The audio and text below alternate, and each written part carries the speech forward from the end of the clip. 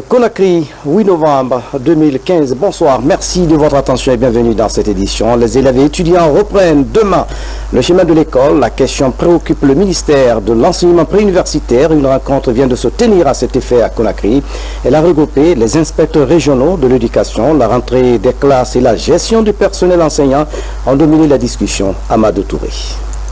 De l'ouverture des classes ce 9 novembre 2015, le ministre de l'enseignement préuniversitaire et de l'alphabétisation rencontre les inspecteurs régionaux de l'éducation et certains cadres du département à Conakry. Objectif, faire la situation des préparatifs de la rentrée scolaire session 2015-2016 afin d'évaluer les besoins qui s'imposent. Nous sommes dans une nouvelle dynamique pour la gestion des ressources humaines dans notre département. Vous n'êtes pas sans savoir que l'État a fait beaucoup d'efforts avec nos partenaires pour construire des écoles. Il se trouve que notre gestion actuellement des enseignants pêche par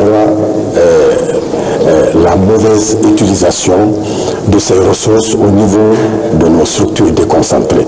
Donc cette année, la nouveauté, lorsque nous recevions des informations sur la gestion, nous allons à la recherche de l'information. Selon les responsables de l'enseignement préuniversitaire, plus de 33 000 enseignants seraient en situation de classe en Guinée. À ceci s'ajoutent les enseignants communautaires. Mais malgré cet effectif, les structures à la base expriment un besoin de 8 000 enseignants. Cette situation jugée paradoxale par les autorités s'expliquerait par un mauvais redéploiement. On ne peut pas avoir 2400 contractuels d'État payés par l'État, en plus de près de 30 000 enseignants au niveau du public, et qu'on soit encore dans une situation où on parle d'un manque criant d'enseignants. Je dis qu'il y a une situation sur laquelle nous devons travailler, c'est le redéploiement, premièrement. Deuxièmement, c'est la justesse. C'est-à-dire qu'il faut qu'on soit certain que ceux que nous déclarons aujourd'hui au niveau de l'État comme étant des contractuels qui sont payés par l'État, que ces contractuels-là, ils existent. Pour avoir donc toute la situation sur le besoin en personnel enseignant dans le pays, 33 inspecteurs vont séjourner pendant 10 jours à l'intérieur du pays. Ils auront pour mission le recensement physique de tous les enseignants titulaires et contractuels. La rentrée des classes 2015-2016 à l'intérieur du pays, précisément à Guékédou, enseignants et encadreurs prennent des dispositions pour une bonne reprise des cours. Ils se disent prêts à être au rendez-vous du 9 novembre. Le point avec ça en marathon. Le lycée Collège Bambo, l'un des plus grands établissements publics d'enseignement secondaire de Guékédou. À quelques heures de l'ouverture des classes, encadreurs et enseignants échangent sur les derniers réglages pour une bonne ouverture. Ils se disent prêts à reprendre les cours dès le 9 novembre, comme le recommandent les autorités éducatives. Je suis prêt à donner les cours dès le lundi le 9. J'ai maintenant l'emploi du temps, j'ai ma répartition, donc on s'engage à faire le travail convenablement comme ça se doit. Créé en 1967, le lycée Collège Bambo compte aujourd'hui un effectif de 2742 élèves, dont 491 filles. Il dispose de 26 salles de classe, dont 18 opérationnelles. Après le passage de l'épidémie Ebola dans cette préfecture, les élèves et enseignants sont aujourd'hui déterminés à faire de l'année scolaire 2015 une réussite. Dans l'actualité encore, une fondation nigériane vient de récompenser les étudiants guinéens. La Guinée est le premier pays à recevoir ces prix à travers l'université Kofi Annan. 6 étudiants ont bénéficié des prix Elumelu suite au montage de projets dans le secteur économique. Les précisions de Safia Toukondi. C'est la toute première fois que ces prix sont octroyés aux étudiants guinéens. Des prix remis par la fondation nigériane Tony Elumelu. Créée depuis 2010 par un couple pour soutenir l'initiative privée en Afrique, la fondation Elumelu récompense l'excellence académique en sciences économiques et gestion et en médecine. Avant la Guinée, seuls des étudiants du pays anglophone ont bénéficié de ce prix. Nous faisons en sorte de toucher tous les pays d'Afrique. La fondation Elumelu accompagne l'excellence et appuie l'excellence. Nous sommes très fiers de pouvoir décerner ce prix aux pays francophones, en commençant par la Guinée, car il y a du talent. Les récipiendaires guinéens du prix Tony Elumelu viennent de l'université Kofi Annan. Ils sont retenus à l'issue d'un test de montage de projet. Les bourses d'études dont ils bénéficient vont de 1 400 à 2 800 $, accompagnés de stages de formation en entrepreneuriat. Je suis très content de recevoir ce prix-là. Et je pense que c'est des critères qui ont été définis et ces critères-là, je les ai respectés. C'est pourquoi j'ai reçu ce prix de meilleur étudiant de l'université, toutes options confondues. Et je suis vraiment content, la famille, tout le monde est content et franchement parlant, la joie est là. notre université est la première université privée et la première université francophone à recevoir ce prix. Jusqu'à présent, ces prix n'ont été destinés qu'à des étudiants d'universités publiques, d'abord du Nigeria et ensuite de pays anglophones, principalement le Ghana. Donc vous voyez, à un double titre, nous sommes des pionniers et nous pensons modestement que c'est quand même une reconnaissance de la qualité des formations que nous dispensons. En 10 ans, la Fondation Elumelu a accompagné et récompensé 1000 projets d'étudiants en Afrique, dont 6 en Guinée. Autre chose au plan national, les acteurs évoluant en santé de la reproduction se mobilisent pour lutter contre la mortalité maternelle et infantile. Ils viennent ainsi d'élaborer la cartographie des soins obstétricaux et néonatales d'urgence. La démarche vise à identifier les localités où la mortalité est très élevée. Adia Toubari, reportage. Le manque de soins obstétricaux et néonatales d'urgence entraîne des complications chez les femmes enceintes. Il contribue à l'augmentation du taux de mortalité maternelle et néonatale, soit 724 décès pour 100 000 naissances vivantes chaque année. Pour donc inverser la tendance, les acteurs élaborent la cartographie des soins obstétricaux et néonatales d'urgence. On a jugé utile de faire une cartographie pour nous permettre d'avoir un document pour la planification des activités nous permettant de réduire significativement la mortalité maternelle et néonatale en Guinée. Surtout que le slogan qu'on s'est donné au moment du lancement de la Karma, aucune femme ne doit mourir en Guinée en donnant la vie. Selon une enquête réalisée en 2012, seulement 15 hôpitaux sur 33 offrent les soins obstétricaux et néonatales d'urgence. À travers ces assises, les acteurs sanitaires vont amender cette cartographie SONU.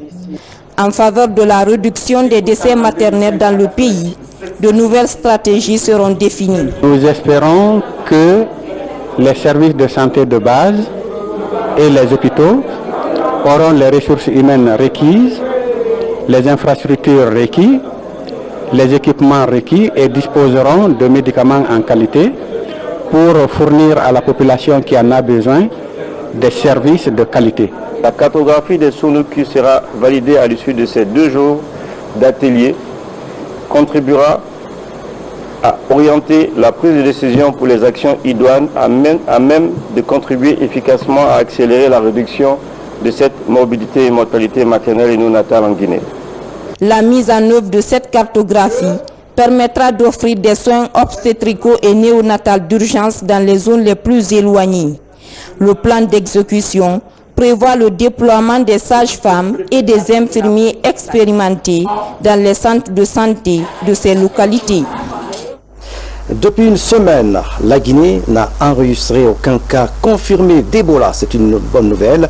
À Forcaria, pas de nouveaux cas sur le terrain. Plus de 3000 jeunes volontaires sillonnent les localités touchées par la maladie pour inviter les habitants au respect des règles d'hygiène. Les autorités de Forcaria et les cadres du département de la jeunesse ont visité récemment les dispositifs sanitaires de la préfecture. Abdul Aziz Baldé signe son reportage. À 15 km de Forcaria se situe le district d'Etana. Récemment, des rumeurs faisant état de la fuite d'un cas confirmé d'Ebola dans cette localité a suscité la panique. Aujourd'hui, la contrée a retrouvé sa sérénité. J'avais porté d'abord un démenti à cette information à la radio nationale lorsqu'on parlait d'une femme qui serait en fuite en provenance du CTE de Forcaria.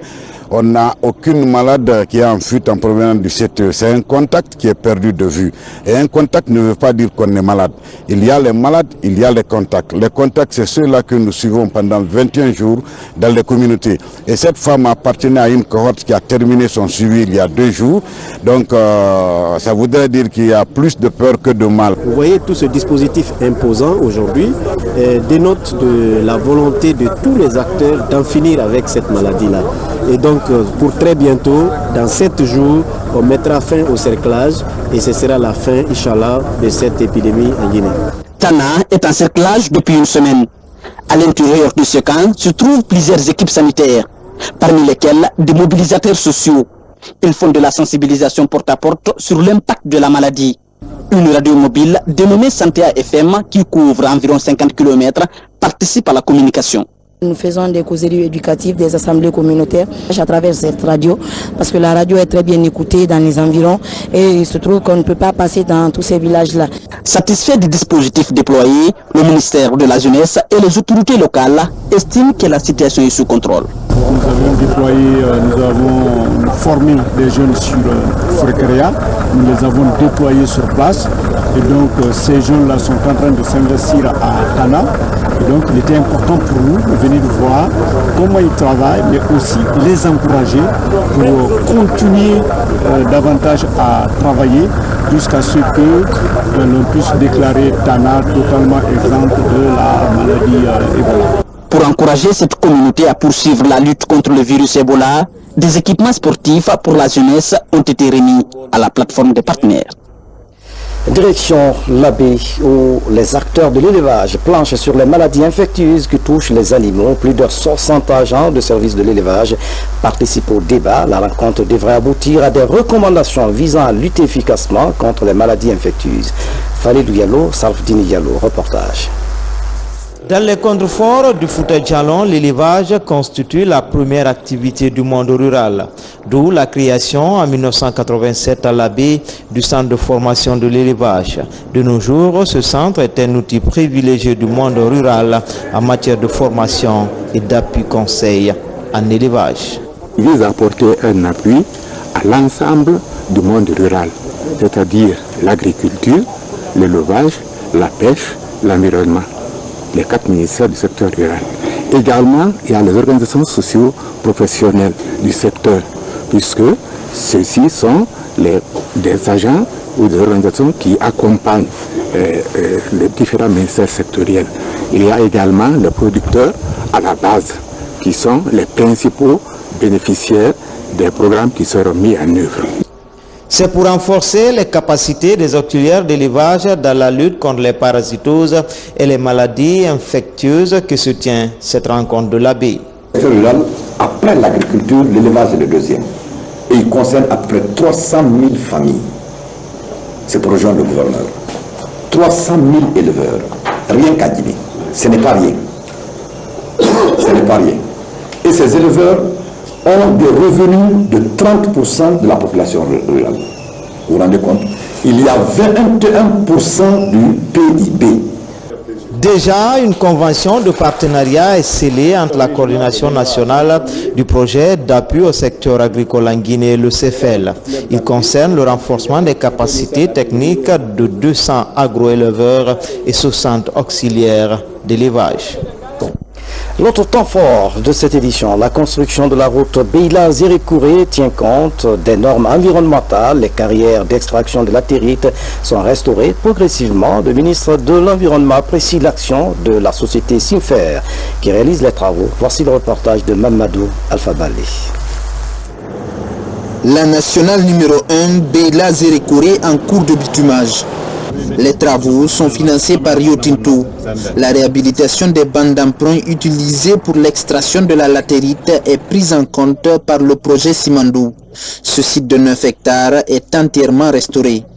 Il y a eu toute une technique de prélèvement parce que toutes les espèces de la diversité biologique qu'ils ont trouvées sur place, ils ont eu à les éviter. Cela est très très important, contrairement à ce que certains font. Des grands arbres qui ont une utilité ont été épargnés. À ce jour, 22 sites sont réhabilités sur 24 utilisés. Avant la fin des travaux, 44 carrières de latérite devront être utilisées dans la réalisation de cette route. Donc on extrait d'abord la terre végétale qui contient les graines des espèces végétales, on la stocke de côté, on exploite la carrière en fonction de la latérite disponible et aussi de la profondeur de la nappe phréatique. Nous veillons à ce qu'on ne touche pas la nappe phréatique. Donc une fois l'exploitation terminée, on ramène cette couche de terre végétale qu'on avait gardée de côté, on l'étale sur toute la superficie et les topographes aussi entrent en action pour s'assurer que le nivellement est correct, pour faciliter le ruissellement et les infiltrations. La ministre en charge de la protection de l'environnement invite les autres sociétés à restaurer les carrières qu'elles ouvrent pendant l'exécution de leurs travaux. Comment relever le niveau des enseignants-chercheurs en anglais? La question préoccupe l'ambassade des États-Unis d'Amérique en Guinée en collaboration avec l'université Barack Obama. Elle a organisé une session de formation à l'intention des enseignants. Mamadi Kassama. La Fondation Elas Djeriba Diaby pour la paix et l'assistance sociale continue à élargir son champ d'action. C'est surtout pour conforter le travail qui a été impulsé en Guinée, un travail dynamique qui va dans le sens de la paix, de la recherche de la paix, de la consolidation de la paix, surtout en Guinée, mais également dans les autres pays en Afrique parce que c'est fondamental. Et nous travaillons dans le cadre de la représentation dont nous avons été saisis. Nous travaillons dans ce cadre-là pour aider nos pays en Afrique, pour aider la Guinée à aller toujours dans le sens et sur le terrain de la paix. À travers cette nouvelle représentation à Paris, cette structure en synergie avec la diaspora africaine entend insuffler une nouvelle dynamique au processus du renforcement du tissu social en Guinée et dans toute l'Afrique.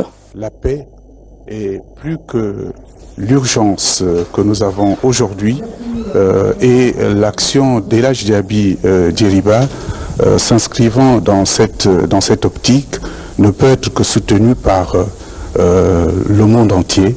L'Afrique et bien naturellement la paix sans laquelle le développement n'est pas possible. À l'issue de cette réunion de réflexion, un bureau exécutif de 17 membres est mis en place. Sa mission, coordonner les activités de la Fondation au sein de l'Union européenne. Vous avez certainement dû comprendre, c'était un reportage de Mamadi Gassama et Mohamed Assouma sur la Fondation Elas Djeriba Diaby pour la paix et l'assistance sociale qui a désormais une représentation au sein de l'Union européenne. Le peuple algérien a célébré vendredi le 61e anniversaire de sa révolution à Conakry. L'ambassadeur d'Algérie a organisé une cérémonie à Palm Kamayenne pour marquer l'événement. Vous voyez donc en image plusieurs personnalités du pays y ont pris part. Les discours prononcés à cet effet ont mis un accent sur les relations de coopération entre Conakry et Alger. Vous allez donc suivre certains discours.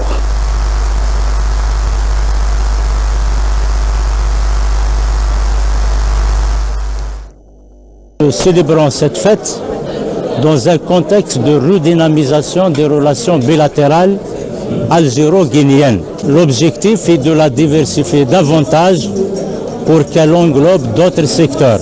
L'énergie et mines, la santé, les transports, la culture, l'agriculture et d'autres. Nous avons toujours œuvré ensemble pour que ce pays, le continent, puisse être uni et que l'unité africaine et ensuite l'Union africaine soient mises en place. Nous avons des relations de confiance que la Guinée et l'Algérie peuvent mettre ces économies complémentaires ensemble. Épiculture, les acteurs du cinéma s'élèvent contre les différentes formes de violence en Guinée. La femme, objet de désir, violemment exprimée, est au centre des attentions. C'est une pièce de théâtre, j'allais dire, qui se tient depuis 2 jours au Centre culturel franco-guinéen sous le thème « Tu m'aimeras, notre société est passée à la loupe ». Kamara Boubacar, si ce reportage est regardé. La société guinéenne reste sous le choc. Ce week-end, l'ombre du viol filmé de Conakry plane sur cette représentation de la compagnie Laboratoire. La fragilité de la femme est exposée. Dans le rôle de souffre-douleur des folies humaines, Abibatou profite du plancher pour pousser un cri du cœur. C'est une façon pour moi de dire halte à la violence faite aux femmes, surtout dans le contexte dans lequel le metteur en scène a mis en place. C'est surtout pour la Guinée, mais comme l'actualité le dit aujourd'hui, toutes les femmes du monde et surtout la femme et la fille qui a été violée par ce jeune Tamsir se retrouve dans ce personnage, quoi. Et donc pour moi, interpréter ce rôle, c'est une manière pour moi aussi. Je ne peux pas aller marcher dans la rue comme toutes les femmes l'ont fait ce lundi, mais moi, c'est ma manière à moi en tant qu'artiste de dire halte à la violence faite aux femmes. Tu m'aimeras, le titre de la pièce, parle à la conscience des politiques et de la société. Les faits de violence tolérés ou ignorés sont crûment dénoncés. l'humour et la danse moderne aident à faire passer la pilule. J'ai voulu, dans la violence qu'il y a dans le texte, rappeler que nous sommes dans une société où il y a une sorte d'indifférence vis-à-vis de la violence. Ou parfois on rigole quand on fait des fêtes autour de la violence. Par exemple, vous prenez l'exemple d'un monsieur de 60 ans ou de 70 ans qui se marie à une gamine de 14 ans.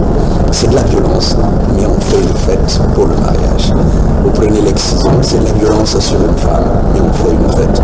Et donc les gens rient, les gens se retrouvent pour faire de la ripaille, etc., etc. Donc, pour moi, c'était une façon de dire les choses telles que je les ressentais, sans du tout mettre une sorte d'une quelconque façon d'édulcorer les choses, de les dire telles que je les ressens et telles que je les ressens aujourd'hui. Comme un sphinx qui renaît de ses cendres, la femme, loin de se résigner, finit par reprendre des forces et triompher de ses bourreaux. Et la justice, qu'elle soit humaine ou divine, la conforte dans sa quête de liberté.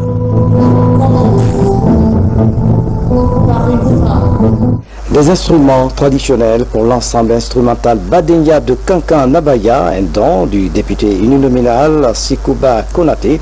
C'est une action qui vise à relancer ce groupe qui a fait la fierté de la musique traditionnelle. Fodé Bangali Fofana a suivi la remise de ces instruments aux artistes de Kankan. Voici son reportage.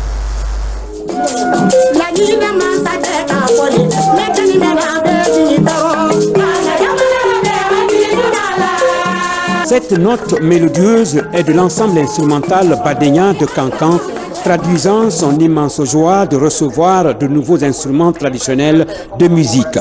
C'est un précieux don de l'honorable député uninominal de Kankan, Sekouba Konaté, à ces artistes, ayant à l'esprit que cette ville de Kankan Nabaya est l'un des creusets inépuisables de l'art et de la culture de notre pays. Un geste à travers lequel il affiche sa volonté et sa détermination à promouvoir l'art et la culture ici à Kankan. Si on dit que la Guinée est un scandale géologique ou bien un scandale agricole, la Guinée est également un scandale culturel. Donc il faut absolument que nous nous tournions vers la culture, qui, au sortir de l'indépendance du joug colonial, la Guinée a fait montre de capacité en matière de culture.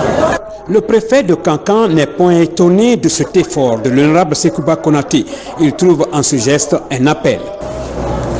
C'est un appel à la conscience guinéenne pour dire qu'il faut retourner à la base de notre culture, que nous retournons à la culture, à nos valeurs traditionnelles. C'est ça la vie, c'est ça notre vie à nous.